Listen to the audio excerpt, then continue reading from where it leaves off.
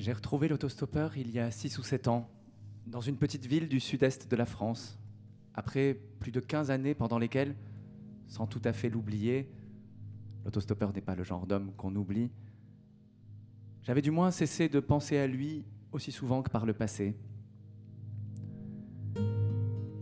Je venais d'emménager à V lorsque j'ai appris qu'il vivait là lui aussi.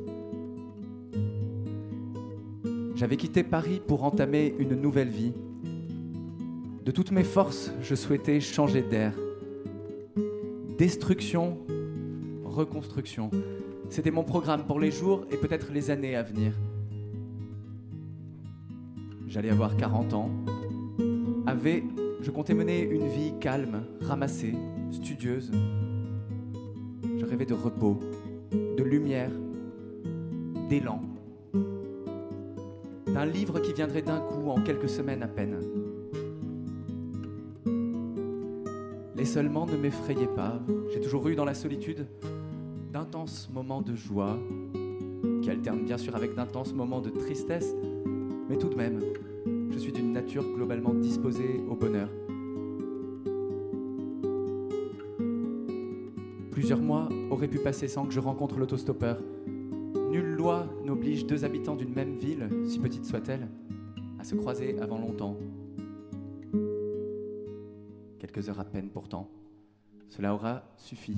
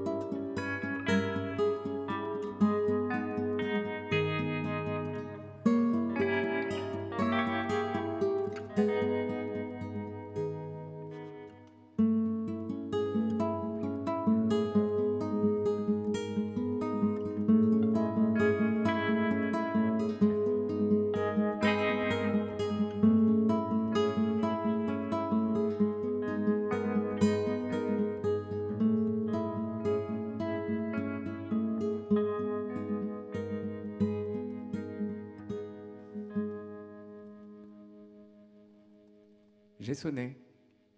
La porte s'est ouverte. Une tête d'enfant a surgi. 8 ans peut-être, ou 9. Je n'ai jamais été très fort pour deviner l'âge des enfants. Cheveux noirs, yeux noirs comme son père. J'ai voulu tirer la grille encore fermée. Nous sommes restés, le gamin et moi, à nous dévisager de chaque côté des barreaux métalliques. Salut toi. Salut. Tu t'appelles comment ? Agustine. Et toi ? Sacha. Le gamin s'est retourné, a appelé son père. J'ai vu la silhouette de l'autostoppeur approcher dans le couloir, son visage me sourire. Il a tourné la clé dans la serrure de la grille. J'ai eu le temps de le regarder, de bien voir sa tête, un peu vieillie seulement, ses traits imperceptiblement creusés. Salut Sacha. Entre. Il m'a conduit jusqu'à la cuisine. Là, par les carreaux, j'ai vu le jardin, les vieux murs en pierre, les 2 cyprès, le feuillage sombre d'un grand laurier, la boule de 2 rosiers blancs ébouriffés par la pluie, pétales remplis de gouttes d'eau, feuilles brillantes.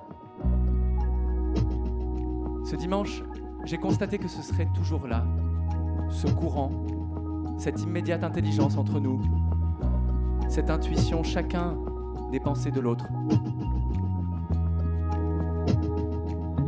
Marie est descendue nous rejoindre. « Salut Sacha », elle a dit en me voyant. Le fameux Sacha.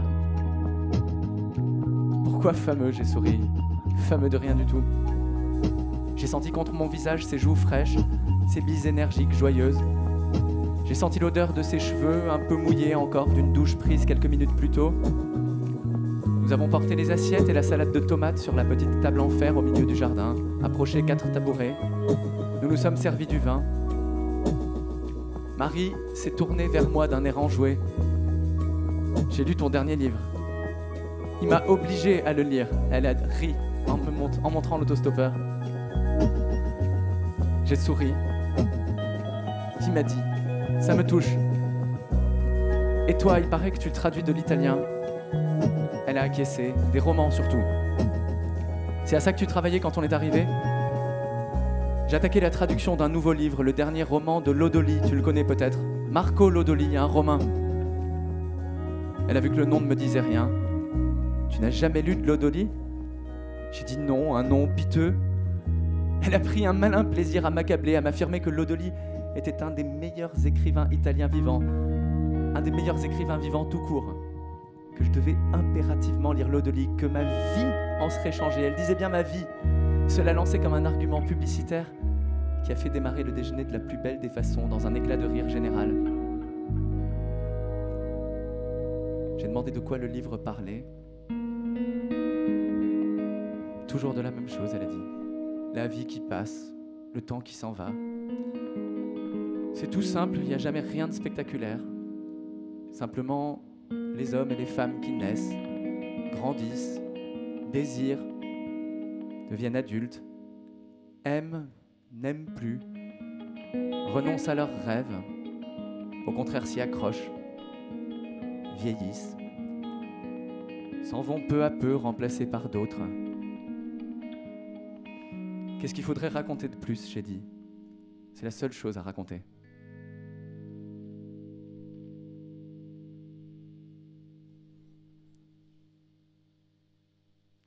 J'ai revu Marie 3 jours plus tard. Je l'ai aperçue de loin, assise à une terrasse de la petite place aux Platanes. Je me suis approché, je l'ai embrassée. J'ai demandé des nouvelles de l'autostoppeur. Il est parti, elle a dit. Le lendemain de ta venue. Je ne sais pas quelle tête j'ai faite, quelle expression est passée sur mon visage. En tout cas, elle a ri. Pardon, pas partie comme tu crois. Simplement repartie en voyage. Vers l'ouest, je crois. Je l'ai regardée, assise dans l'air froid du matin, son visage à demi enfoui sous des cheveux fous, ses yeux mal réveillés encore. Je me suis assis en face d'elle. Il y a eu une rafale de vent, nous avons fait le dos rond, serré nos manteaux en nous recroquevillant sur nos tasses. Elle m'a regardé avec une grimace joyeuse. Ça meule. J'ai souri de ce mot que j'entendais pour la première fois.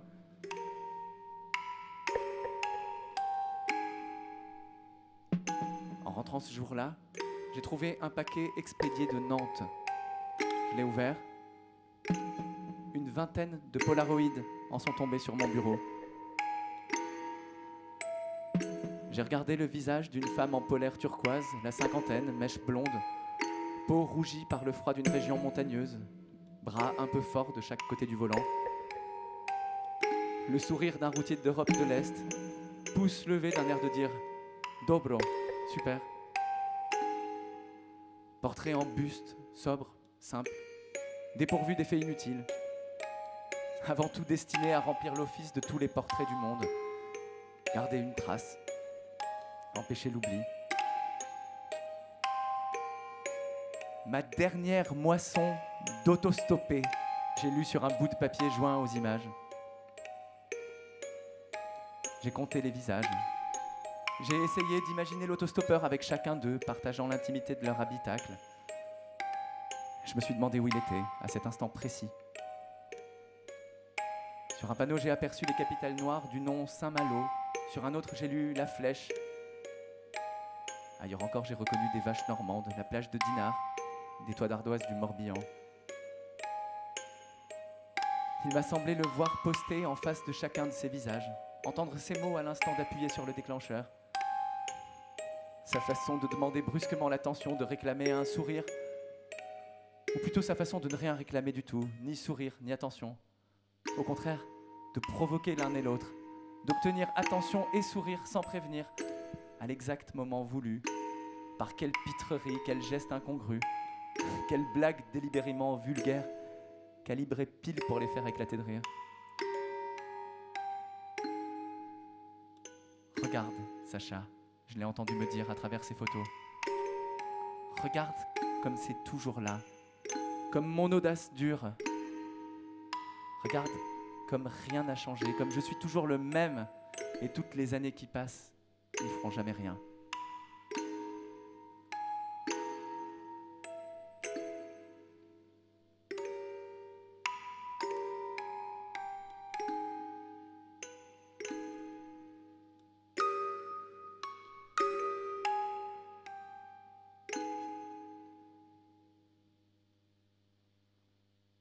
Nous nous sommes habitués à passer du temps tous les quatre avec Marie et Agostine.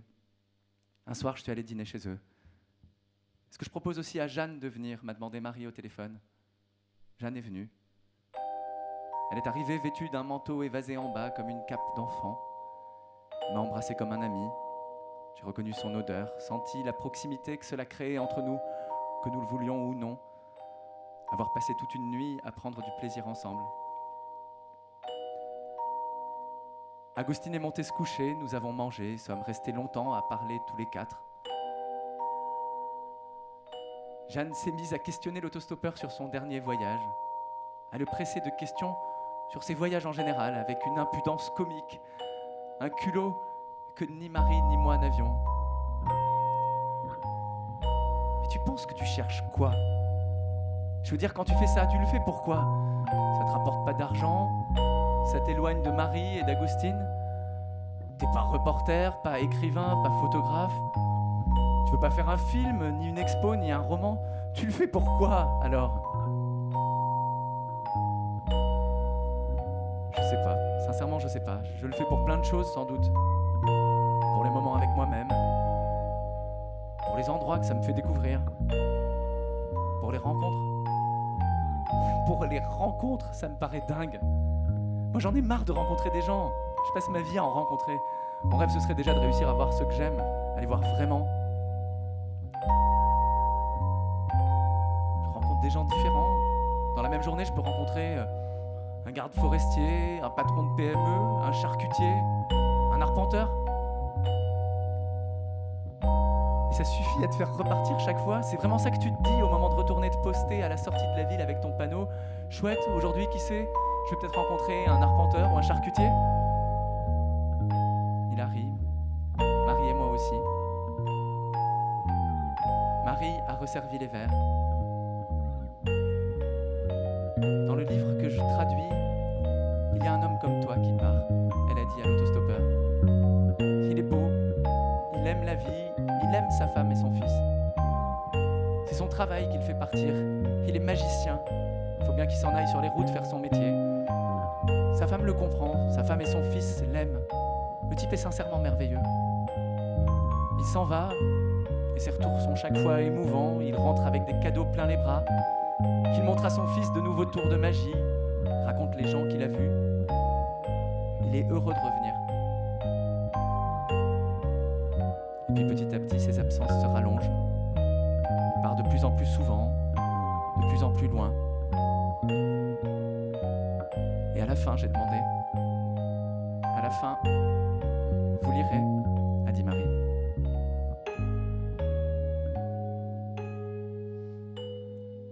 Jeanne avait apporté une eau de vie de framboise. Nous en avons bu un peu, et puis davantage. Et puis nous avons fini la bouteille, et il était 1h, et tous les quatre, nous étions bien autour de la table. L'autostoppeur a voulu mettre de la musique. Il a choisi un morceau que je l'avais vu mettre 100 fois peut-être. Un morceau qui était déjà son morceau préféré à l'époque où nous allions à la fac ensemble. J'ai pensé qu'il le mettait pour moi, que c'était une façon de me dire à nous. Et puis j'ai vu que non, qu'il le mettait parce qu'il l'aimait, parce qu'il continuait très sincèrement de l'aimer, tout simplement, parce que cela restait pour lui 20 ans après encore le morceau absolu.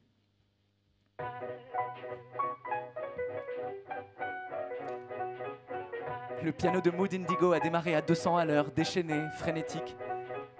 La voix de Nina Simone s'est mise à vibrer, extraordinairement vivante malgré les paroles tristes à mourir. I'm so lonely, I could cry. Jeanne et Marie se sont levées, j'ai regardé l'autostoppeur heureux, debout, en train de danser déjà.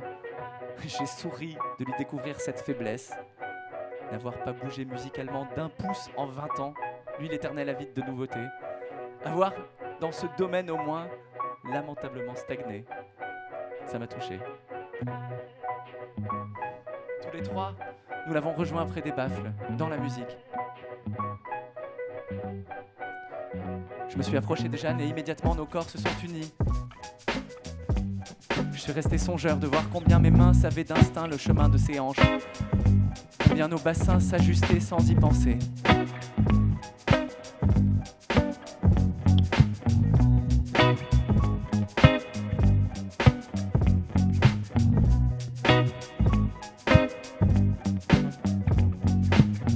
Et puis l'autostoppeur a pris Jeanne par la main, je me suis retrouvé seul, Marie aussi.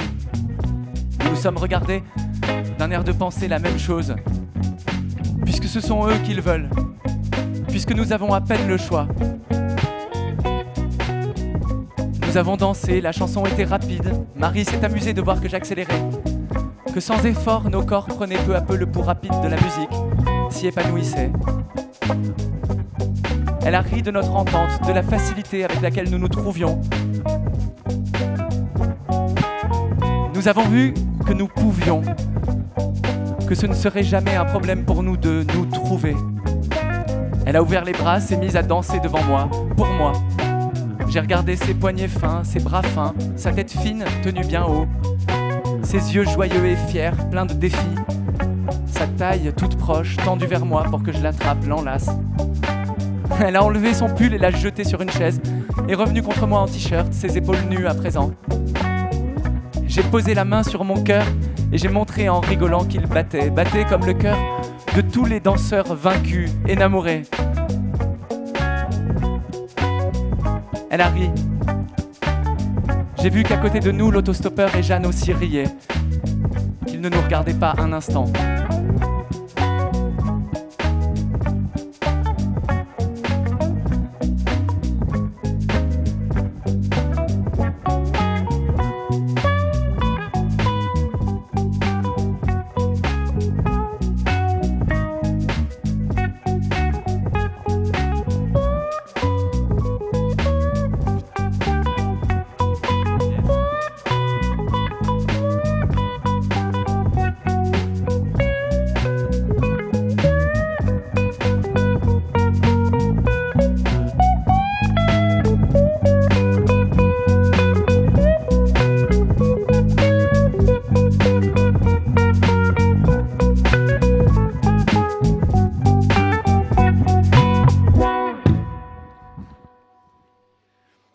Et puis un morceau moins entraînant a brisé l'élan. Jeanne a dit en nous embrassant qu'il fallait qu'elle parte. La musique était arrêtée à présent, tout était redevenu calme. Nous sommes ressortis dans le jardin, avons fait 2 ou 3 allers-retours pour rapporter à la cuisine les verres et les bouteilles vides. Dehors, la température avait fraîchi. « Est-ce que tu vas pas attraper froid comme ça ?» m'a dit Jeanne. « On va te trouver quelque chose, attends. » Marie s'est approchée, m'a tendu son écharpe. « Tiens, tu me la rendras la prochaine fois. » J'ai mis l'écharpe autour de mon cou, j'ai senti l'odeur de Marie. Cette nuit-là, Jeanne est revenue dormir chez moi. C'était la 2e nuit que nous passions ensemble et ce fut bon. J'ai toujours préféré les 2e fois. On se connaît, on a repensé à la première fois. On a eu le temps de couver de nouveaux désirs, de comprendre après coup des préférences de l'autre à peine soufflées. La 2e fois, c'est encore meilleur. Cette fois-là n'a pas dérogé à cette règle, à ma règle en tout cas. Le matin, Jeanne est partie, je suis resté seul. J'ai mis de la musique, un morceau et puis un autre. Je suis allé prendre une douche. J'ai senti mon ventre creusé, vidé. Et puis pendant que j'étais sous la douche, il y a eu ce morceau.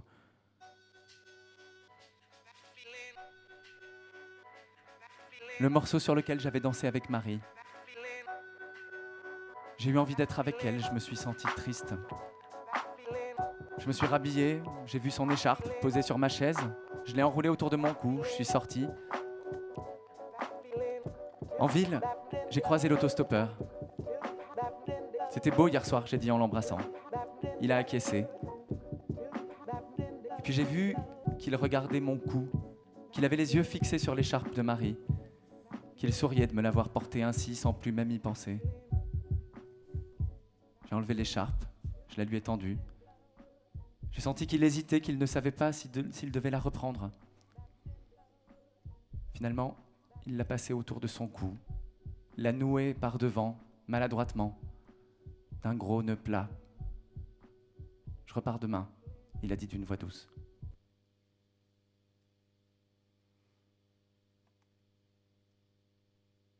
Maintenant, l'autostoppeur partait plus souvent. Avec Marie, nous restions parfois plusieurs jours sans nous faire signe. Puis au contraire, nous nous retrouvions 2 jours d'affilée, avec Agustine ou sans lui. Allions à un concert ou à une soirée. Recommencions de nous voir le lendemain, allions ensemble acheter de la peinture, des chevilles, un nouveau bureau pour Agustine, une table de tapissier pour mes tableaux. Les absences de l'autostoppeur duraient 1 semaine, parfois 2. J'allais chercher Agustine à l'école pour dépanner Marie. J'étais joyeux avec lui, il l'était avec moi. C'était notre règle. Les absences de son père étaient entre nous comme un gouffre, une zone interdite. Un massif de silence que ni lui ni moi n'avions le droit de briser.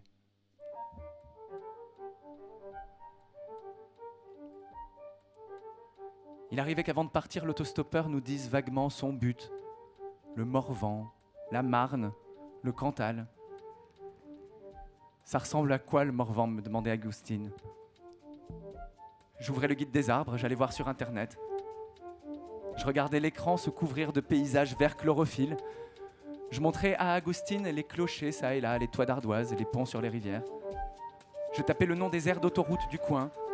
La Chaponne, Hervaux, Montmorency, Ruffé. Je les regardais du ciel. Pareil de chaque côté du ruban gris de l'autoroute à 2 excroissances en forme d'oreilles, piquées de taches brillantes de voitures. Agustine en avait assez, se remettait à jouer. Je continuais seul. Remonter le long de l'autoroute. Imaginer l'autostoppeur quelque part sur ce ruban, au cœur de cette coulée. Regardant glisser le long des vitres le flux ininterrompu des forêts, des champs, des remblais invariablement boisés, des mêmes hêtres et des mêmes charmes. Les mêmes vignes aux cèpes déplumées par l'automne, les mêmes champs d'artichauts gris pâles, les mêmes allées de luzerne, les mêmes guérets, les mêmes étendues bâchées de longues bandes de plastique noir ou blanc, les mêmes vaches, les mêmes bocages, les mêmes rideaux de peupliers coupe-vent, les mêmes clochers de villages au loin, les mêmes panneaux criards de zones commerciales traversées sous un ciel bas. La France. Cette entité extraordinairement vague et circonscrite à la fois, à l'assaut de laquelle il partait toujours plus ou moins en s'en allant sur les routes. Certains se moquaient, lui reprochaient de ne rien visiter, de ne jamais s'arrêter nulle part. La France, mais qu'en vois-tu, raillait-il? Qu'en comprends-tu, toi qui te contentes pour l'essentiel de la traversée à 130 à l'heure? Il ne se démontait pas. Arborait son plus grand sourire avant de laisser tomber sa réponse. Et alors, est-ce qu'après tout, la France, ce n'est pas ça? Est-ce qu'aujourd'hui, pour la plupart d'entre nous, elle n'existe pas d'abord sous ce rapport? Des forêts et des champs regardés par les vitres de nos voitures ou du TGV. Un bloc de vert et de brun entrevu par-delà une rambarde d'autoroute dont chacun pourrait décrire, pour l'avoir longé 1000 fois, le renflement, le poli, les diaprures, les rivets.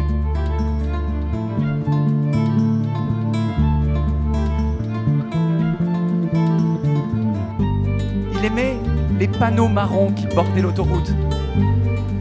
Les noms illustres lus au milieu du paysage désert, à l'aplomb de la bande d'arrêt d'urgence, la grotte de Lascaux, l'abbaye du Toronnet, le pont du Gard, les jardins de Valois, le lac du Salagou. Il les contemplait avec enthousiasme, cherchait au loin dans la direction indiquée par la flèche, s'amusait de n'apercevoir que du vide, des arbres, un pan de colline parfaitement désert. Comme si les panneaux marrons avaient moins vocation à nous conduire où que ce soit, disait-il, qu'à simplement faire vibrer ces noms dans le paysage, le charger de leur aura, nous rappeler notre chance d'habiter pareil pays, la France, réserve de sites d'exception, qu'un jour nous pourrions décider de visiter, même si en attendant nous continuions de filer en 5e, fendant le décor à lente ondulation, lent coup de volant, plis et déplis calmes des lignes des collines, danse lente et souple du paysage tortu, balancement d'éléphants des montagnes et des plaines tout doucement déplacées.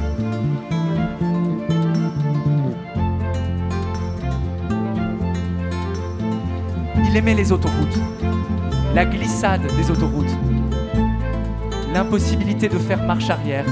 Sur l'autoroute, on ne se retourne jamais, il disait. Pas de place pour le repentir. On s'arrête le temps de franchir un péage, de refaire le plein, et on repart. Marche avant toujours. On avale l'espace, on le vainc, on le mange. Arrivée prévue dans 5h07, annonce le GPS. Arrivée dans 3h23, arrivée dans 53 minutes. Ce n'est plus de l'espace, c'est du temps. Une pure quantité de temps qu'on regarde fondre. Il y a ceux qui se tiennent au bord du fleuve, il répétait, et il y a ceux qui sont le fleuve.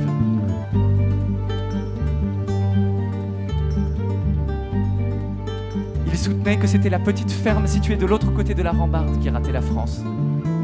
Certainement pas lui.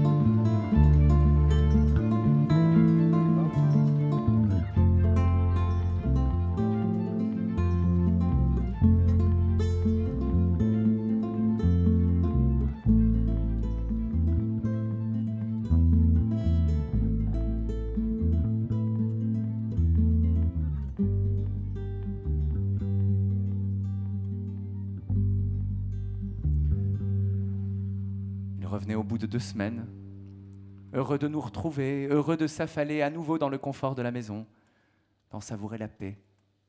Il était l'homme qui rentre, le mineur qui revient de sous terre, le travailleur éternel qui s'effondre sur son lit, après des semaines d'un corps à corps secret avec l'univers.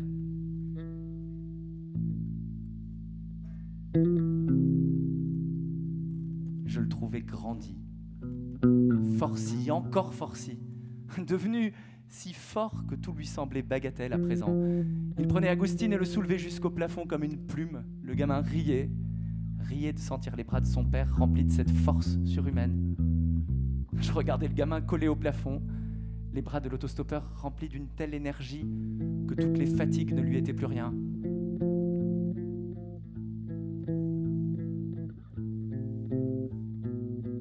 J'étais à côté de lui comme à côté d'une orange gorgée de jus, défendue par une écorce trop épaisse.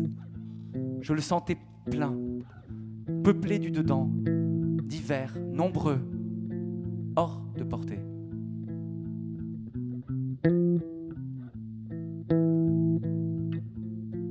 Il fallait du temps avant qu'il s'ouvre. Quand il se remettait à parler enfin, c'était doucement, tout doucement. Comme si la paix retrouvée du foyer était ce qui lui avait fait le plus douloureusement défaut pendant son absence, ce qu'il ne voulait plus jamais perdre. Avec Marie, nous restions à le regarder jouer avec Agustine dans le jardin, à regarder cet ogre, cette force qui allait, cet homme qui voulait tout, qui avait tout. Ils ont dû tenter de parler, Marie et lui. Ils ont dû s'opposer. J'imagine l'autostoppeur en train de lui faire cette proposition. Pourquoi pas partir en stop, elle aussi? Je le vois essayant de lui dire ça, ce grand fou. Alternons. Alternons, je me charge de garder Agustine. Cela dit, en toute sincérité, persuadé sans doute de tenir une bonne idée. Partons à tour de rôle, que tu puisses toi aussi t'en aller par les routes. Elle le regardant avec de grands yeux tristes. Ce fracasseur de leur vie, ce naufrageur de leur bonheur à tous les trois. Se contentant probablement de répondre ces mots. Je t'aime. Je t'aime. Pourquoi ne restes-tu pas là tout simplement près de nous? Pourquoi t'est-il à ce point impossible de tenir 10 jours d'affilée en place?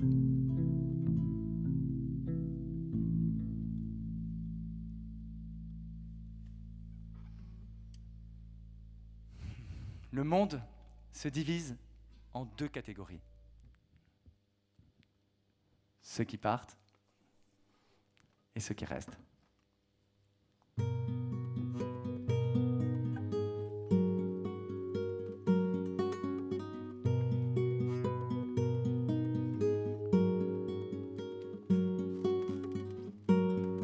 jour que l'autostoppeur venait de nous écrire d'Arromanches au bord de la mer, nous avons décidé d'aller à la plage, nous aussi, un 10 janvier, malgré le froid, avec Agustine et un de ses copains, Simon.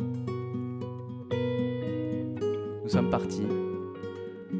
Arrivés au bord de la mer, nous avons regardé les garçons courir vers l'eau, Agustine se jeter contre une minuscule dune dorée, Simon plonger à son tour dans le sable, se relever tous les deux, repartir vers la mer en filant de plus belle.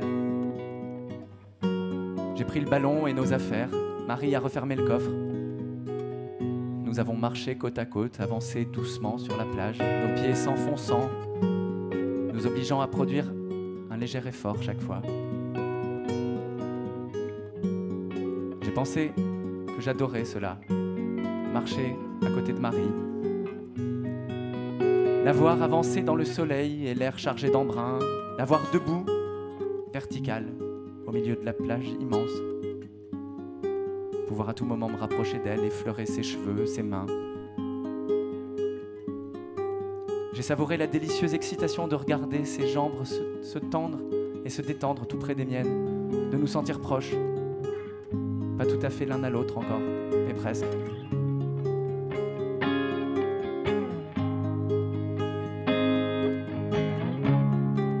Nous sommes arrivés au bord de l'eau, avons trouvé Agustine et Simon torse nus déjà. On peut se baigner, maman ? Vous avez vu le froid qu'il fait ? On n'a pas froid, maman, je te jure, on n'arrête pas de courir, on a chaud. Ils se sont mis en slip, ont couru vers les vagues. Au contact de l'eau, nous les avons vus refluer en criant, rire, recommencer de risquer les orteils dans la fine pellicule du ressac.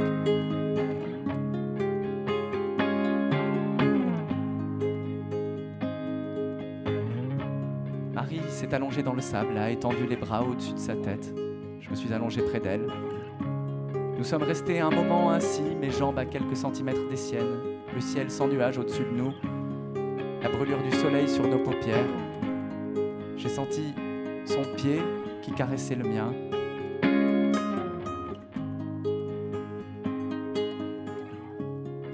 Son téléphone a sonné. Sonné une première fois pendant une trentaine de secondes sans qu'elle bouge, puis sonné une deuxième fois. Elle s'est redressée, a cherché dans son sac. Elle a trouvé le portable, regardé l'écran. C'est lui, elle a dit. Tu déconnes. C'est lui, c'est sûr. 02, c'est la Normandie. Qu'est-ce que je fais ? Je réponds.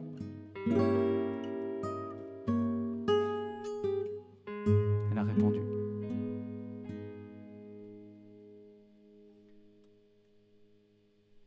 Ce soir-là, je me suis relevé au milieu de la nuit. Je me suis demandé comment c'était possible. Quel hasard avait pu faire qu'il nous appelle à la plage ? Tout d'un coup, j'ai su.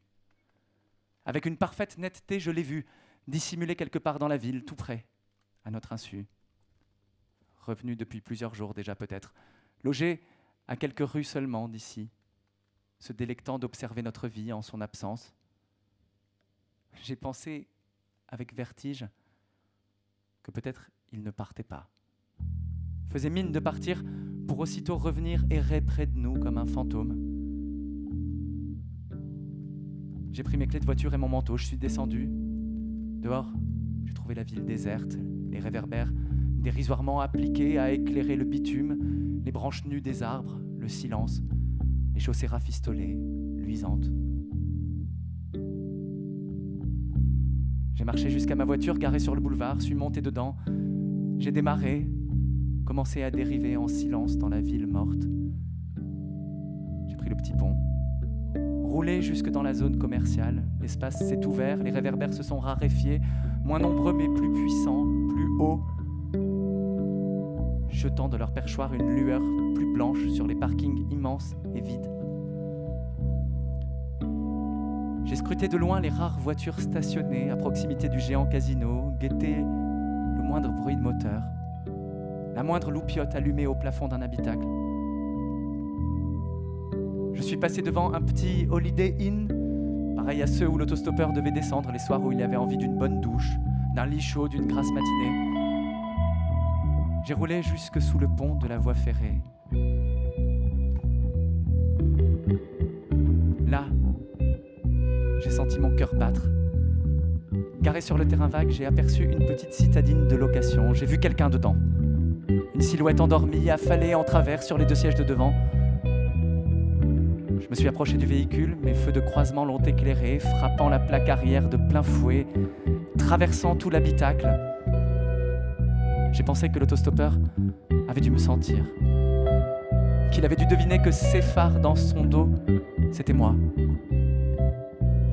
Je suis venu me placer tout près de la voiture endormie, flanc contre flanc, à hauteur de la portière avant. J'ai lorgné la silhouette allongée pour m'assurer que c'était bien lui. À ce moment, il a bougé, comme s'il sentait mon regard par la vitre. Il s'est relevé, j'ai failli pousser un cri. Un visage aux yeux rouges de fatigue m'a fixé d'un air mauvais.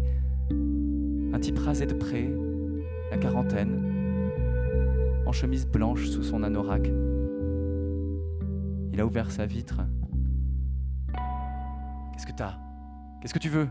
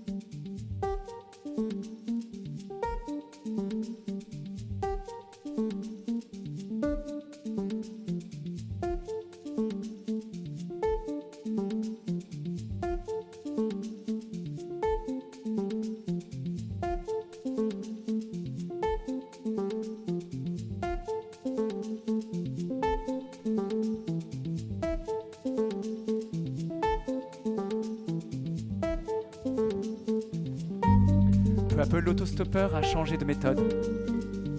Fini les autoroutes, fini la France traversée à 130 à l'heure. Il s'est mis à envoyer des cartes postales de villages inconnus. Nous avons compris qu'il passait résolument de l'autre côté de la rambarde, s'enfoncer dans le pays. J'ai d'abord cru qu'il dérivait sans boussole, s'abandonnant au hasard des trajets. Puis un matin, j'ai trouvé devant ma porte une carte postale venue du village de Comte. La précédente était arrivée du Banquet, celle d'avant de Beau-Soleil. Il y a eu un déclic dans ma tête. C'était son nouveau jeu, sa nouvelle marotte.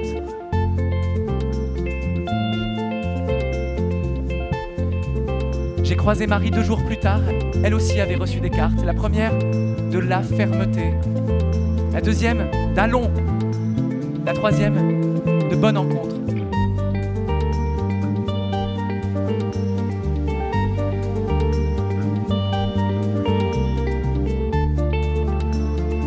Il filait vers le nord. Nous pouvions suivre sa remontée, longeant plus ou moins la côte. De Nantes, il avait glissé vers la Bretagne, envoyé des cartes, de Lamalour, de Grasse, de plus rien. Au dos des cartes, c'était des boutades, des jeux de mots. Parfois, il écrivait juste « Je vous embrasse. Je vous aime. »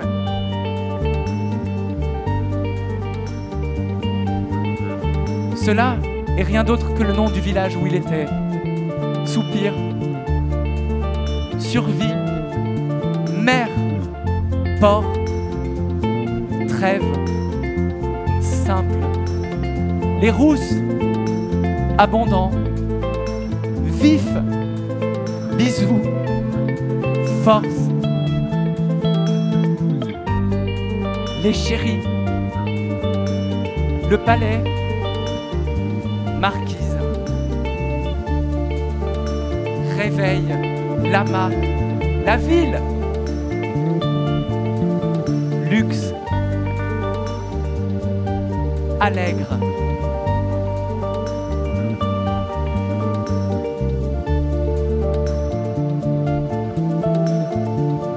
nous interprétions. Parfois c'était limpide. Saint Augustin envoyé à son fils, c'était reposant, cela ne faisait pas un pli.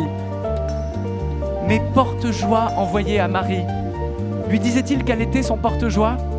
Qu'il lui envoyait de la joie comme une consolation, un baume? Et contre qu'il m'avait envoyé à moi? Était-ce hostile? Était-il fâché contre moi? Contre le monde en général? M'associait-il à ce cri de révolte? Était-ce simplement qu'il trouvait cela beau, un village appelé contre? Des habitants capables de s'endormir chaque soir et de se réveiller chaque matin dans un lieu qui bravait jusque dans son nom le monde alentour?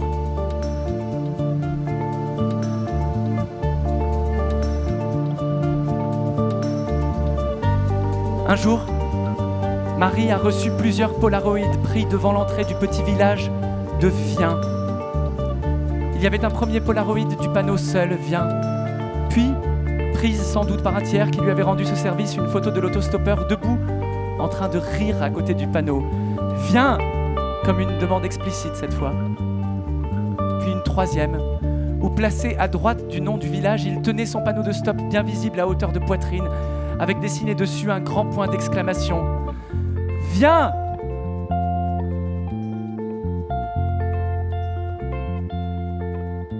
J'ai senti que Marie était émue, et qu'à sa joie se mêlait de la tristesse. Venir le rejoindre où? Sauter dans une voiture et s'en aller le retrouver devant l'église de quel village, distant de plus de 1000 kilomètres?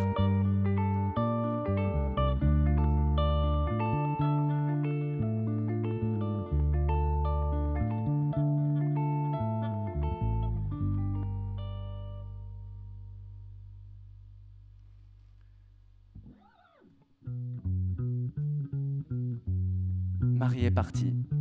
Elle est rentrée au bout de 10 jours. Vers 2 heures du matin. Je me suis réveillé en entendant la serrure grincer en bas. J'ai appelé doucement. Marie? J'ai entendu des bruits de pas dans la cuisine, le bruit d'un verre rempli d'eau, bu, puis reposé sur la faïence de l'évier. J'ai tendu l'oreille du fond du lit. J'ai pensé que ce pouvait aussi bien être l'autostoppeur. Et puis au bruit de pas légers dans l'escalier, je l'ai reconnue, elle. J'ai de nouveau appelé « Marie ?» J'ai vu sa silhouette entrer dans la chambre. J'ai senti son odeur. J'ai entendu le froissement de ses habits. J'ai compris qu'elle se déshabillait, dégrafait sa robe, dégrafait son soutien-gorge, se baissait pour ôter ses collants et son slip. Tout cela sans pudeur, comme si je n'étais pas là, comme si elle était seule ou distraite, ou tellement épuisée qu'elle ne me voyait pas. « Marie, ça va ?» J'ai senti mon sang battre. Je me suis redressé pour la regarder dans l'obscurité, debout à 2 mètres de moi, nue, le buisson noir de son sexe, les courbes de ses épaules, de ses seins.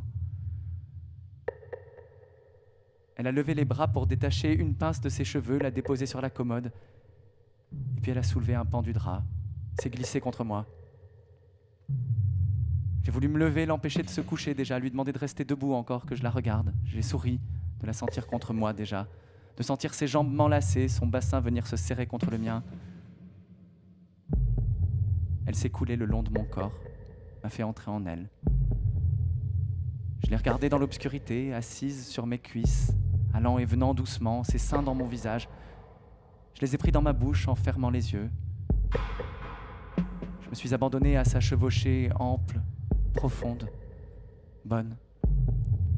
J'ai senti le plaisir creuser mon ventre. Je suis venu. Elle a encore couru un moment sur son air et puis elle est venue elle aussi, elle a ralenti, s'est arrêtée, s'est couchée contre moi pour m'enlacer de tous ses membres. Marie, j'ai dit. Sacha. Non, le fameux Sacha. J'ai senti le souffle de son rire dans mon cou. Nous nous sommes tus. J'ai collé mon visage contre le sien, senti de l'eau sur ses joues. « Ça va ?» j'ai demandé. « Ça va. » J'ai voulu essuyer son visage, senti les larmes qui ruisselaient jusque dans sa bouche. Je suis crevé, elle a soufflé.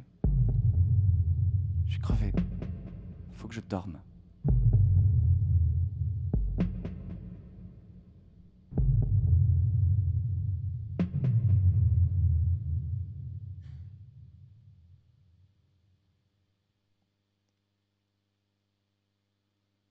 Le lendemain matin, elle a parlé longtemps. Elle s'est placée devant la fenêtre, dos au jardin. Elle a bu une gorgée de café comme pour prendre son élan, se donner du courage. Je suis parti de plein nord, elle a commencé. J'ai cherché sur la carte Zutpen, Zutkerk, Zutkot, tous ces fichus bleds en Z où il avait dit qu'il était passé. J'ai regardé pendant des heures le paysage défiler, les champs blanchir à mesure que je remontais vers le nord. Les plantes et la terre se couvrirent de givre. J'étais triste, affreusement triste. Je ne sais pas si de ma vie j'avais déjà été aussi triste.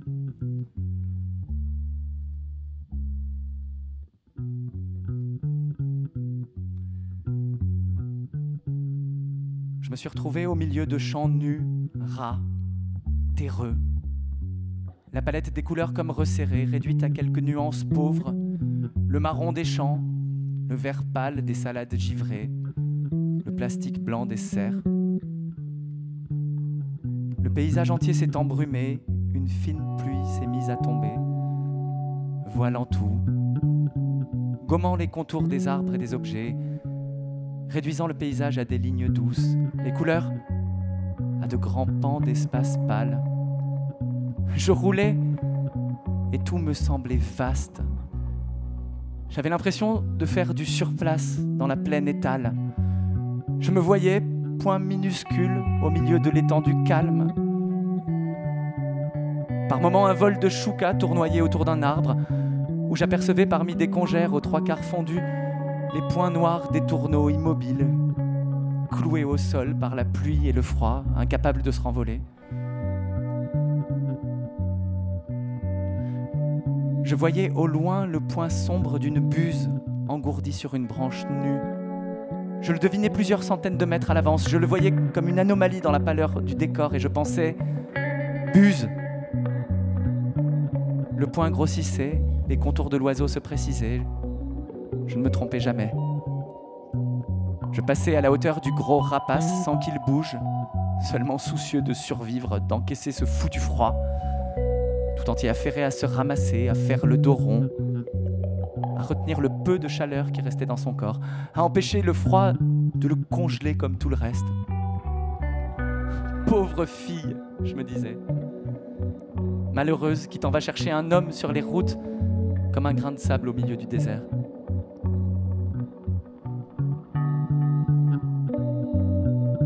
Je me suis arrêté pour la nuit dans un Formule 1, j'ai pris une bonne douche, j'ai regardé la télé, écouté à travers les fines cloisons la vie des chambres voisines, presque toutes occupées par des représentants de commerce, des routiers, des travailleurs de PME.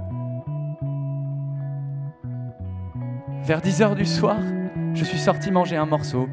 J'ai repéré un routier encore ouvert, nappe à carreaux en papier et portion double, bar clignotant d'ampoules colorées. J'ai failli entrer là, m'avaler un confit de canard universel, un steak frite, une andouillette moutarde, une gratinée. Puis presque en face, j'ai vu un kebab. J'ai choisi le kebab. J'ai regardé les remorques des camions garés en rang serré, les locaux de bureaux bas de gamme alentour, les rues vides, les réverbères absurdement puissants. Je me suis dit que j'étais folle. J'ai eu envie de rire.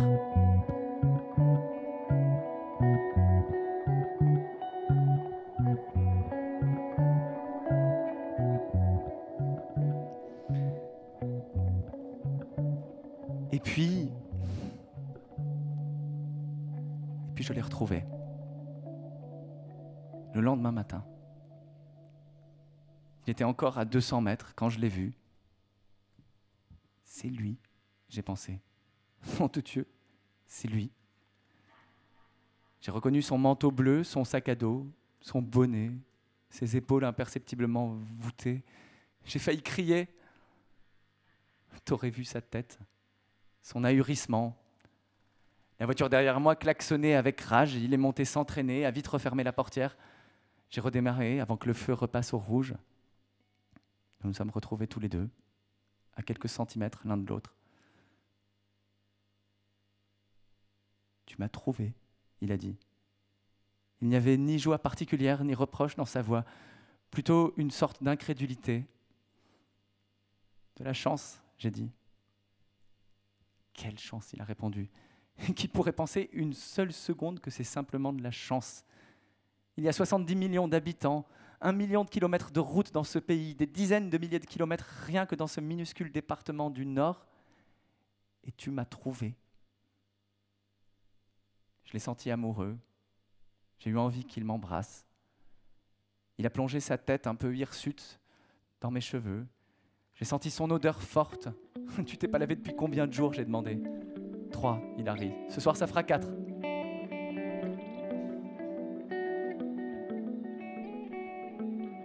Il a mis sa tête contre mes seins, m'a embrassé le cou, les tempes. Il a dit « Je t'aime, Marie ». Il a posé sa tête sur mes genoux, l'a laissé là, dans mon giron, tout contre mon ventre, sans que je cesse de conduire. J'ai plongé les doigts dans sa tignasse, j'ai pétri la broussaille de son crin. Je l'ai caressé, caressé comme un grand enfant fou et tendre et beau. « Où on va ?» j'ai demandé après un moment. « Dans le premier hôtel qu'on trouve », il a répondu. « Je me fous de savoir où ce sera, je veux juste un hôtel. » Nous sommes arrivés à Saint-Omer, nous nous sommes garés devant le petit hôtel Les Frangins, son nom nous a plu. Il aurait suffi que je me laisse porter. Tout était réparé. Que s'est-il passé alors? Quelle voix m'a poussé? D'où est-elle venue cette certitude tout d'un coup? Nous sommes arrivés à la réception. « On va vous prendre une chambre, monsieur », je l'ai entendu dire, comme si rien n'avait jamais eu lieu. Et alors c'est sorti tout seul de ma bouche, avant même que je l'ai pensé. « 2. On va vous prendre 2 chambres, monsieur », je me suis entendu articuler. Le réceptionniste, un grand type dégingandé, ridiculement serré dans un uniforme bordeaux, a baissé la tête, fait mine de pianoter sur son ordinateur. Je crois qu'il aurait voulu disparaître sous terre pour mieux se faire oublier. Il y a eu un silence. « Une seconde chambre, monsieur, s'il vous plaît. » Et cette fois, le type a attrapé une seconde carte, a griffonné un numéro dessus, me l'a tendu. La 307 pour monsieur, la 311 pour vous, madame.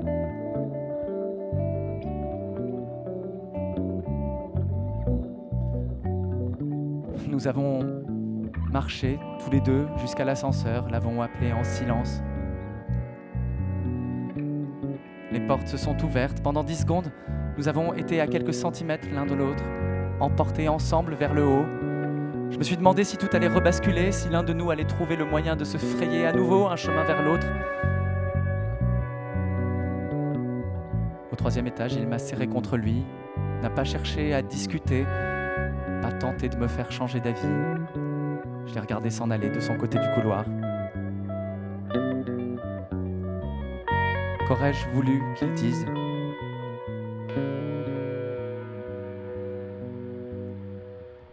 Vers 6 heures du matin, je l'ai entendu quitter sa chambre, appeler l'ascenseur. J'ai failli me lever, l'arrêter, le retenir. Je suis resté au fond de mon lit, à guetter chaque bruit, à écouter le jeu de domino provoqué par ma phrase de la veille, achevé de produire sa chaîne d'effets. J'ai mis longtemps à me lever. J'ai pleuré.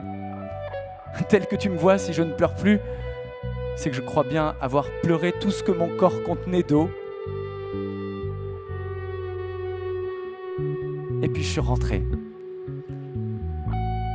Je suis remonté dans ma petite Clio 3 portes et j'ai refait les 1000 km en sens inverse d'une traite.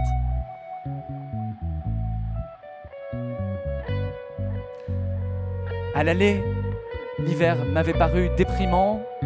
Au retour, au contraire, je l'ai trouvé beau. Tout était noir, comme si la terre et les arbres s'étaient un peu plus gorgés d'eau encore, avaient continué de lentement mais inexorablement cheminer vers le pourrissement définitif. noir des barrières et des poteaux pourris, noir des troncs et des branches pourries, noir des rares herbes restantes, de la boue, de la neige fondue, noir de la terre insatiable mangeuse, de la grande tambouille primitive, du brouet originel, noir d'où ne pouvait que renaître la vie.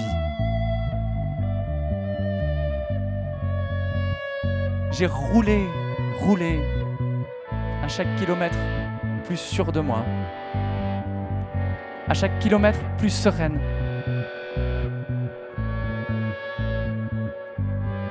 Et me voici.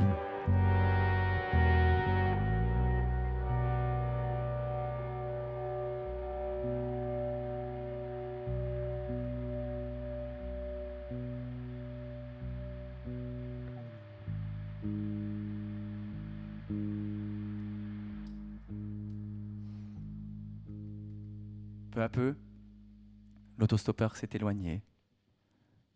La fréquence de ses courriers s'est ralentie. Nous avons mis du temps à nous en apercevoir. Au lieu de 3 ou 4 jours, chaque nouveau pli en mettait 5 ou 6 à arriver à présent. Puis, nous nous sommes habitués à attendre une semaine. C'était ténu, discret, à peine un éloignement. Plutôt quelque chose comme un lent, très lent fondu dans le lointain. Un imperceptible effacement, consciemment ou inconsciemment fait pour paraître moins douloureux.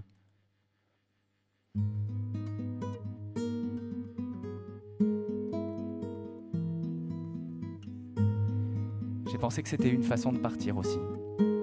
Certainement pas la plus courageuse, mais une façon. Sans coup d'éclat, sans bruit de porte, par évanouissement.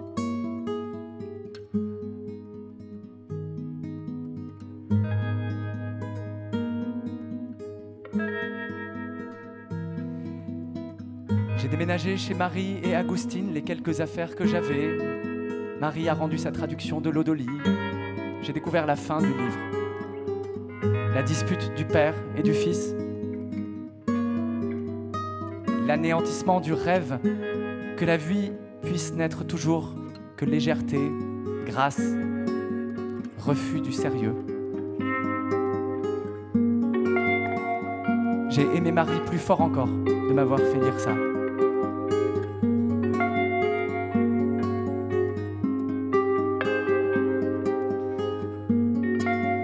Avec Marie et Agustine, je me suis remis à voyager. J'ai retrouvé le goût de la route.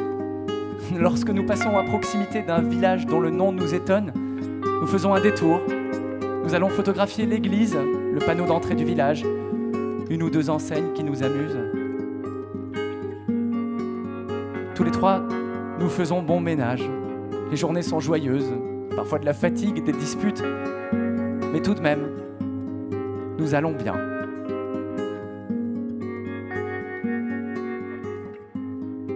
Parfois, j'ai l'impression que c'est lui dans la rue, lui, derrière le pare-brise de cette voiture croisée trop vite,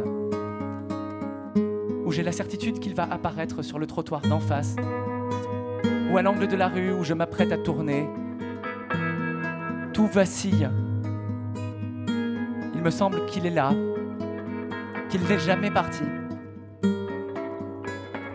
qu'il est resté là tout ce temps, tout près, depuis toujours. Certains matins, la sonnette retentit, je sursaute un peu. Le sang me bat aux tempes, je vais ouvrir en me préparant à le trouver devant moi. Mais non, c'est un ami. C'est la factrice qui passe plus tard que d'ordinaire.